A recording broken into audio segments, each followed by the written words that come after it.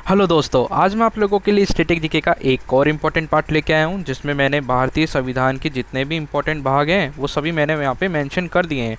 और ये जितने भी भाग हैं उन सभी को मैं ट्रिक के साथ आपको अच्छे से समझाने वाला हूँ।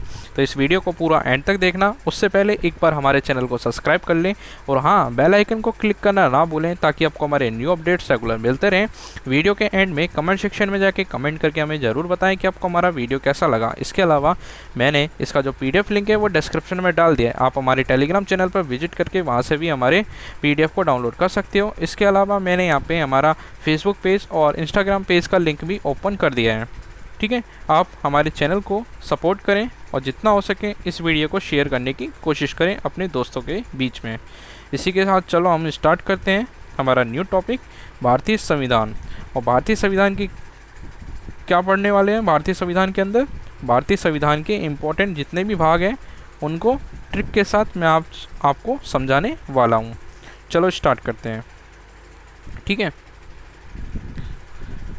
है, भाग फर्स्ट। सबसे पहले 1 बाय 1 करके मैं आपको बता देता हूँ। ठीक है, भाग फर्स्ट के अकॉर्डिंग आता है। ठीक है, विषय। भाग फर्स्ट के अकॉर्डिंग जो विषय है वो याद रखना, संघ और उसके क्षेत्र। और ये जो क्षेत्र हैं, संघ और उसके क्षेत्र, वो किस अनुच्छेद के अंदर आ रहे हैं? 1 से लेकर 4 तक के बीच में। ठीक है, भाग फर्स्ट है और वो भाग फर्स्ट है, उसका जो विषय है वो है संघ और उसके क्षेत्र, और अनुच्छेद है 1 से 4 तक। भाग सेकंड है नागरिकता। ठीक है, भाग सेकंड में जो विषय है वो है नागरिकता और अनुच्छेद है 5 से 11। भाग थर्ड है मूलभूत अधिकार और अनुच्छेद है 12 से 35। हाँ, इसके अलावा मैं आपको एक और बात बता देता हूँ। इस संविधान से रिलेटेड मैं कम से कम 6-7 पार्ट लेके आने वाला हूँ। ठीक है, जिसमें जितने भी इम्पोर्टेंट संविधान से रिलेटेड टॉपिक्स बन रहे हैं उन सभी को मैं 1 बाय 1 करके आपको एक्सप्लेन अच्छे से करूँगा विद ट्रिक के साथ। ठीक है, तो इस चैनल को पहले एक बार सब्सक्राइब जरूर कर लें वीडियो को देखने से पहले। ठीक है, चलो आगे चलते हैं। भाग फोर्थ है। ठीक है, भाग फोर्थ के अकॉर्डिंग क्या है? राज्य के नीति निर्देशक तत्व, और अनुच्छेद है 36 से लेकर 51 तक। ठीक है, और भाग है 4th A और विषय है मूल कर्तव्य, और अनुच्छेद है ओनली 151A। ठीक है, इसके अंदर केवल एक ही अनुच्छेद आता है, वो है 51A। ठीक है, अब इसकी ट्रिक ध्यान रखो।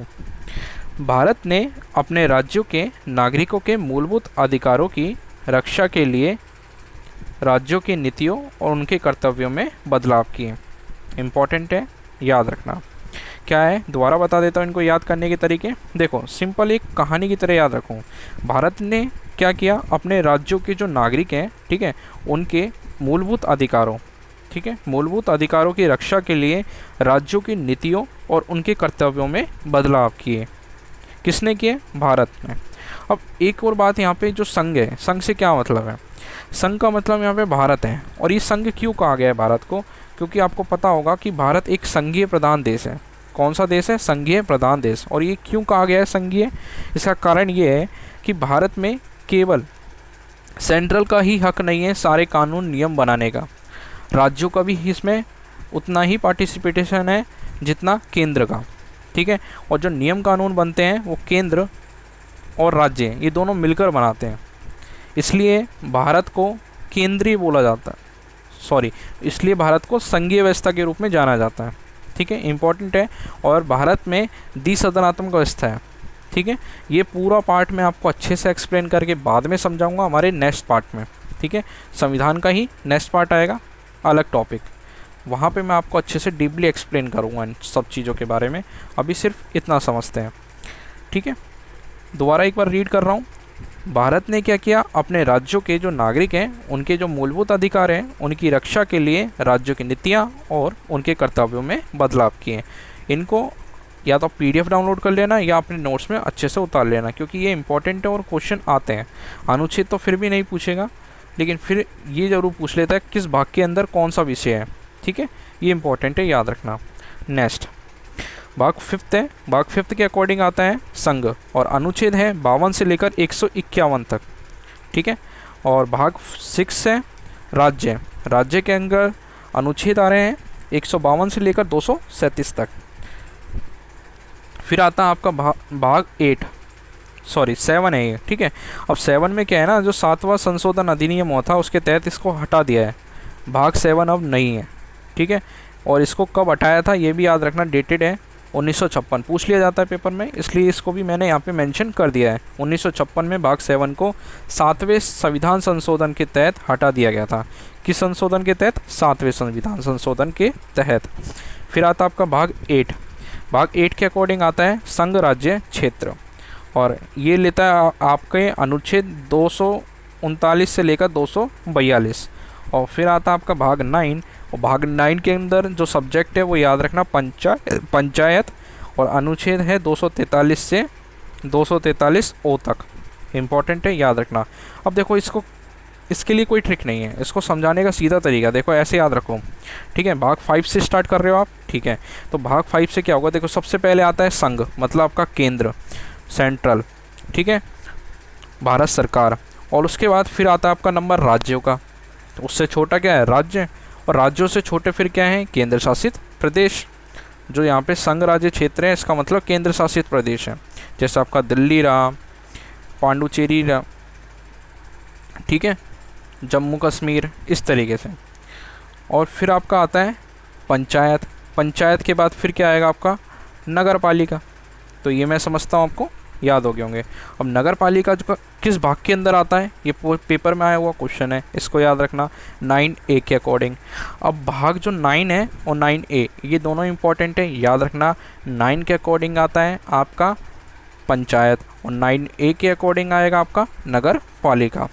9 और 9A दोनों क्लियर है, पंचायत और नगर पालिका। और इनकी ट्रिक मैंने आपको बता ही दिया है। भाग 5 से स्टार्ट हो रही है, ठीक है। भाग 5 से स्टार्ट क्या हो रही है? सबसे पहले संघ, फिर राज्य, फिर केंद्र शासित प्रदेश, फिर पंचायत, पंचायत के बाद नगर पालिका, ठीक है। 1 बाय 1 ये तो आपको याद हो गए होंगे, ठीक है। अब आ जाते हैं 10 पे, ठीक है। भाग 10, भाग 10 में आता है आपका अनुसूचित जाति और जनजाति क्षेत्र, मतलब ST SC वर्ग, ठीक है, उससे रिलेटेड है। तो भाग 10 है अनुसूचित जाति और जनजाति क्षेत्र, और इसके अनुच्छेद है 244 से लेकर 244A, ये इंपॉर्टेंट है, याद रखना अनुच्छेद, ठीक है। इसके अलावा आता है फिर भाग 11। भाग 11 में आता है संघ और राज्यों के बीच में संबंध, ठीक है, संघ और राज्यों के बीच में संबंध है भाग 11, और अनुच्छेद है 245 से 263। फिर आता है 12, मतलब भाग 12। भाग 12 के अकॉर्डिंग आता है आपका वित्त, संपत्ति, संविदाएं और वाद, जो भी वाद विवाद होते हैं, ठीक है, वो सब ये आते हैं आपके भाग 12 के अकॉर्डिंग। और अनुच्छेद है 264 से 300A, ठीक है। जो इम्पोर्टेंट होगा अनुच्छेद वो आपको अलग से ही आपको एक्सप्लेन कर दूंगा। फिर आता है आपका भाग 13। भाग 13 के अकॉर्डिंग आता है आपका व्यापार, वाणिज्य, समागम, ठीक है। जो आप व्यापार करते हो, जैसे समुद्र के रास्ते आप व्यापार कर रहे हो, हवाई जहाज़ के द्वारा आप व्यापार कर रहे हो, देश से विदेश से जो भारत के राज्यों के साथ आप व्यापार कर रहे हो, भारत सरकार जो कर रही है, वो सब इसके अनुच्छेद के अंदर आता है, ठीक है। और अनुच्छेद है 301 से लेकर 307। नेक्स्ट है आपका भाग आपका 14। तो भाग 14 के अकॉर्डिंग आता है संघ और राज्यों के अधीन जितनी भी सेवाएं हैं, ठीक है, वो सब भाग 14 के अंदर आता है, और अनुच्छेद है 308 से 323। फिर आता है आपका भाग 14A। 14A के अकॉर्डिंग आता है आपका अधिग्रहण। अधिग्रहण का मतलब है जो जिन जिन मामलों में भारत सरकार अपना अधिग्रहण जमाती है, मतलब हर मामले में राज्यों को छूट नहीं मिली हुई, ठीक है, हर तरह के कानून बनाने के लिए।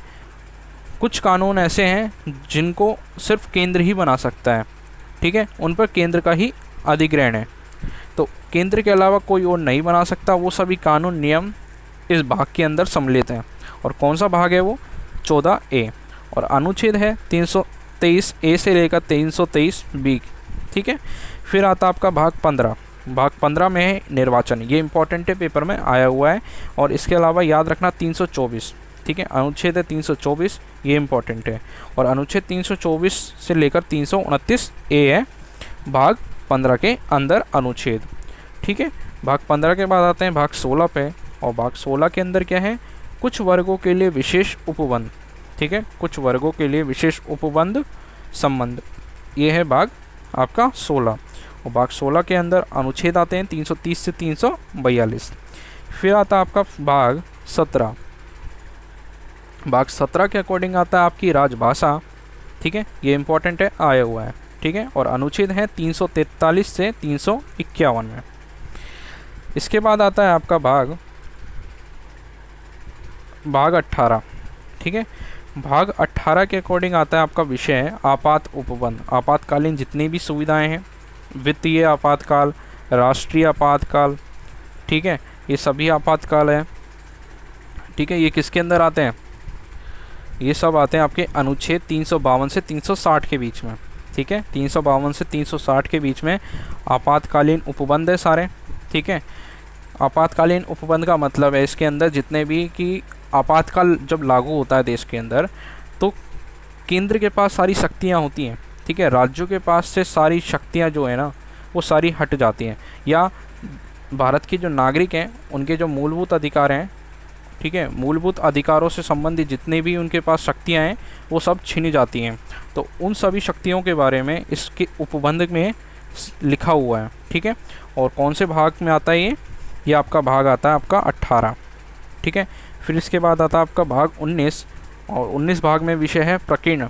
ठीक है, फिर आता है आपका भाग 20। भाग 20 इम्पोर्टेंट है, याद रखना, आया हुआ है संविधान में संशोधन। संविधान में संशोधन आपका एक और पार्ट लेके आऊँगा। ठीक है, मैं जिसमें संविधान के अंदर अब तक जितने भी संशोधन हुए हैं, जितने भी इम्पोर्टेंट है, एग्ज़ाम ओरिएंटेड है, वो सब मैं मेंशन करूँगा उसके अंदर। ठीक है, वो भी जल्दी वीडियो अपलोड कर दूँगा।